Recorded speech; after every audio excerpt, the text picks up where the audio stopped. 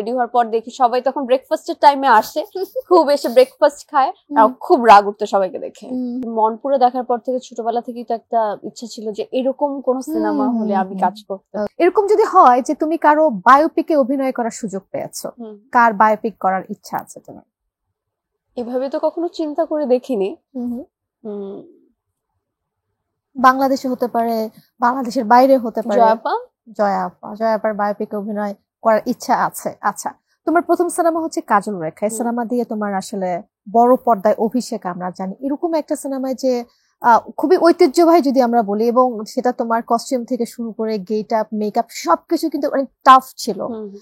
একটু জানতে চাই আমরা সেই অভিজ্ঞতাটা। ইভেন কাজল রেখা দিয়ে তুমি আজকে আমাদের মন্দিরা, রাইট?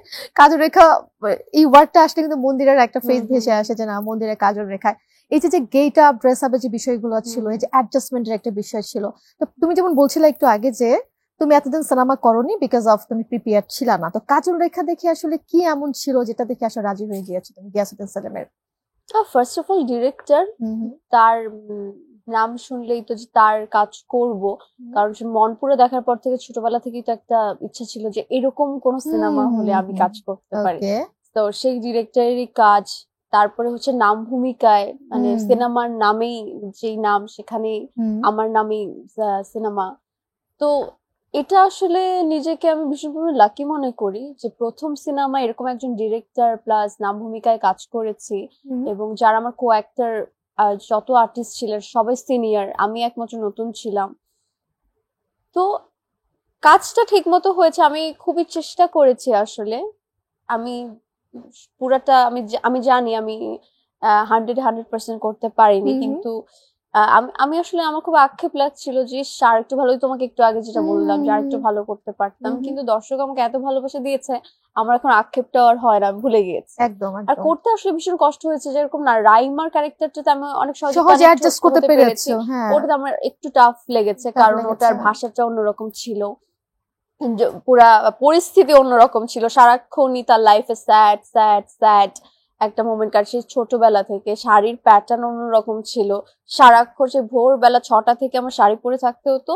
আর আমার কাজল রেখার চুল অনেক বড় ছিল, লাইক কোমর নিচ অব্দি। সো আমাকে অনেক এক্সটেনশন লাগতো, টোটাল 5টা এক্সটেনশন লাগানো হতো আমার চুলে। কত সময় লাগতো এক্সটেনশন? তো আমার কল টাইম থাকতো তোমার 5:30টার পর ভোর, কারণ আমার ওই যে চুলটা করতে মানে সব এক্সটেনশন লাগিয়ে পুরো কার্ল করতে হতো ভাঙা ভাঙা, তো ওটা করতে পুরো টানা 1.5 ঘন্টা লাগতো। তো সবাই ঘুমাতো, আমি একা গাড়ি করে সেটে যেতাম, গিয়ে পুরাটা আমি রেডি হতাম। রেডি হওয়ার পর দেখি সবাই তখন ব্রেকফাস্টের টাইমে আসে, খুব এসে ব্রেকফাস্ট খায়, আর খুব রাগ উঠতো সবাইকে দেখে যে আমাকে আসলে এত কষ্ট করতে হচ্ছে।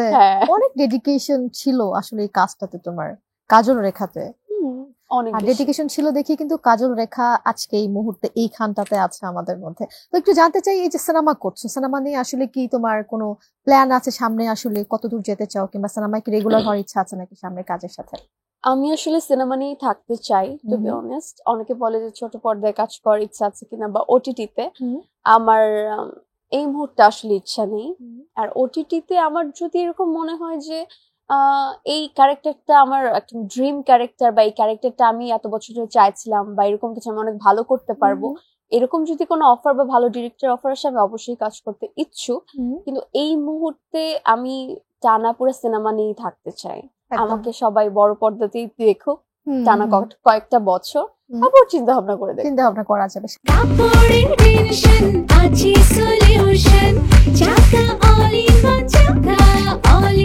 কাপড় ধোয়ার একটাই সলিউশন, চাকা অল ইন ওয়ান।